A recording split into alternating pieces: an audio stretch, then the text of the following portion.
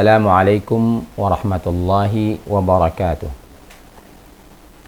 Hamdanillah nahmaduhu wa nasta'inuhu wa nastaghfiruhu wa natubu ilaih wa na'udzu billahi min syururi anfusina wa min sayyiati a'malina man yahdihillahu fala mudilla lahu wa man yudlil fala hadiya lahu.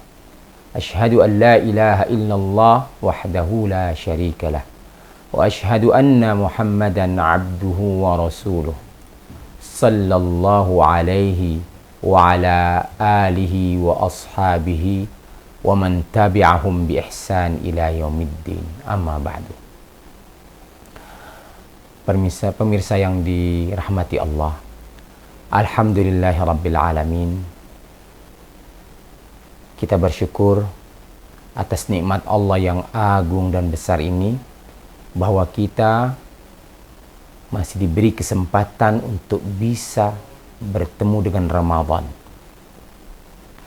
Ini sungguh kenikmatan yang luar biasa. Karena kita tahu bulan Ramadan adalah bulan yang penuh berkah. Hadirin yang dirahmati Allah, berkenaan dengan bulan Ramadan, orang-orang Islam berlomba-lomba. Ini fenomenanya. Berlomba-lomba melakukan amal ibadah. Beribadah. Beramal saleh. Hanya saja, fenomena yang terjadi adalah ibadah mereka menggebu-gebu di awal. Lalu kemudian melembam.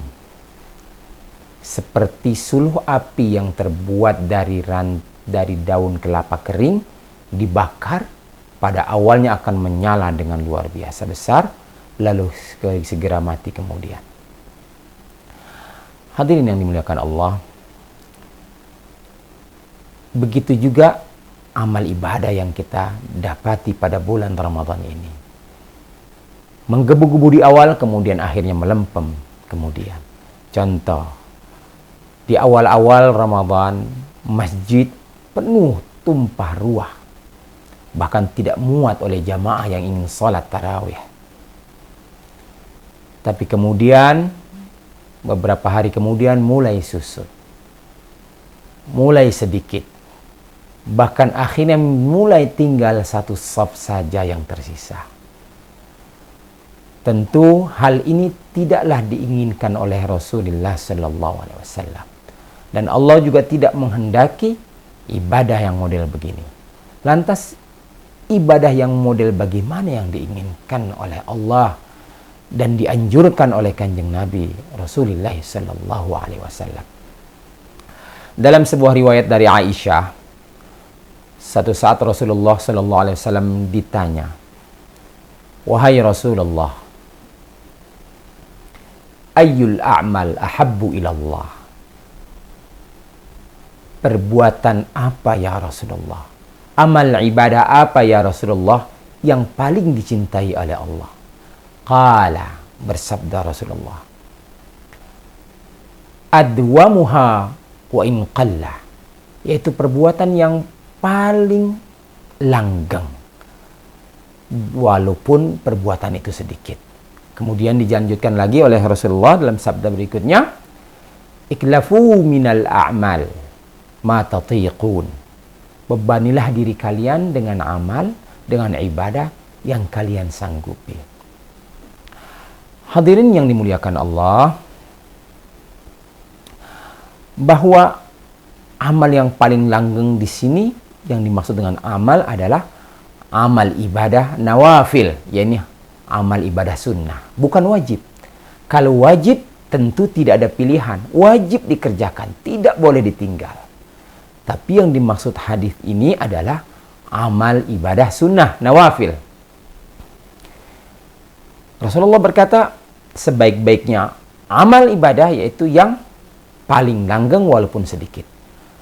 Artinya ada makna konsisten, terus-menerus dikerjakan. Bukan hari ini dikerjakan, kemudian besok ditinggal.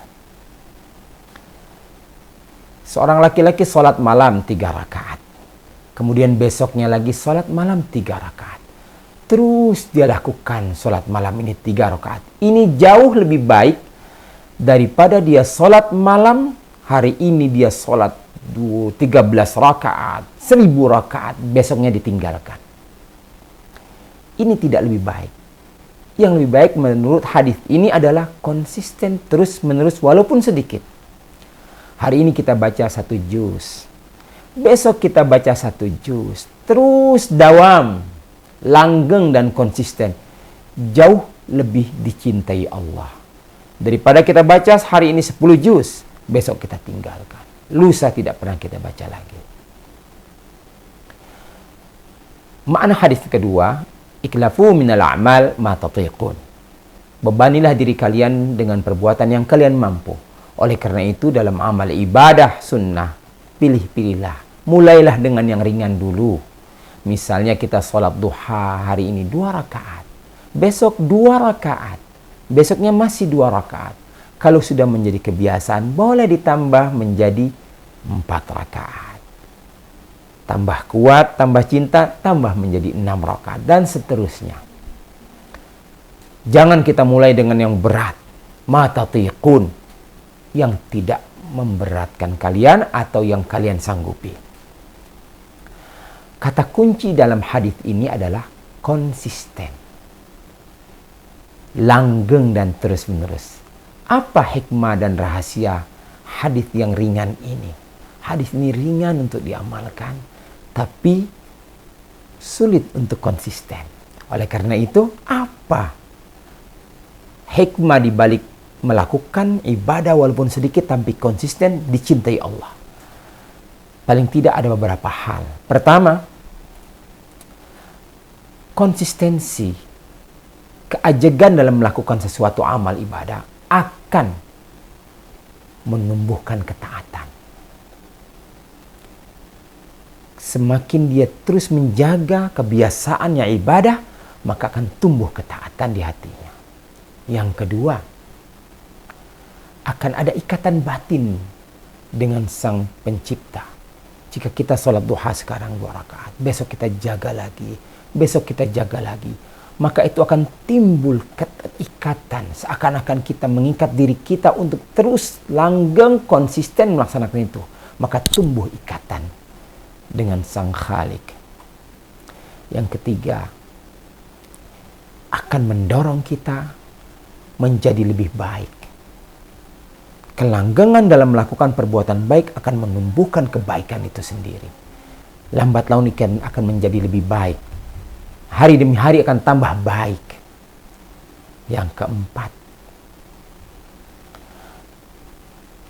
kelanggengan akan menimbulkan kebiasaan.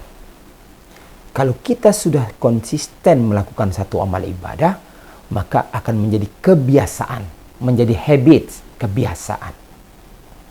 Kebiasaan yang terus dijaga akan menciptakan kebudayaan. Maka akan menjadi budaya. Budaya yang terus dilaksanakan akan menciptakan karakter.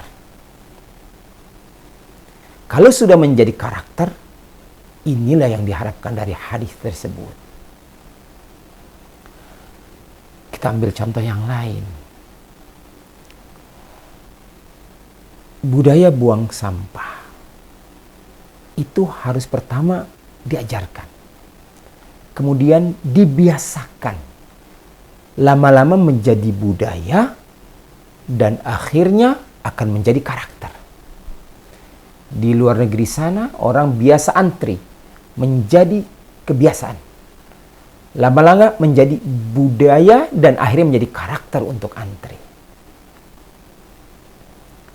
Selanjutnya, faedah daripada hadis ini adalah bahwa hadis ini mengatakan wa in qalla, walaupun ibadah itu sedikit, tapi kalau langgeng maka menjadi baik. Ini akan menimbulkan kesenangan dalam melaksanakannya. Bayangkan 2 rakaat saja duha, 1 juz saja. Kalau tidak sanggup 1 juz, setengah juz. Kalau tidak sanggup setengah juz, 1/4 juz. Tapi terus dilakukan. Karena ringan, akan mudah dilakukan, akan senang orang melaksanakannya.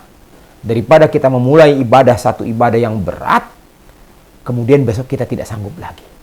Sesuai dengan hadis yang kami bacakan tadi, iklafu minal a'mal ma tatiqun. Bebanilah diri kalian, kata Rasulullah, dengan perbuatan ibadah yang kalian sanggup. Jangan berat-berat. Yang ringan saja tapi terus dijaga, maka akan menumbuhkan ketaatan dan kecintaan kepada Allah. Tentu ini adalah berkenaan dengan ibadah-ibadah sunnah. Kalau ibadah wajib, tidak ada pilihan, wajib dan harus dilaksanakan. Hadirin yang dimuliakan Allah, mudah-mudahan kita bisa terapkan ini dalam kehidupan kita, dalam ibadah-ibadah kita, sehingga tujuan mulia dari hadis ini bisa kita peroleh. Biasakan anak kita untuk baca Quran. Biasakan anak kita untuk mendengar perbuatan baik dari kita. Terus kebiasaan ini akan bertumbuh menjadi karakter, menjadi budaya, akhirnya menjadi karakter. Inilah rahasia di hadis inna ahabbal a'mal ilallah adwamuha wa in qallah.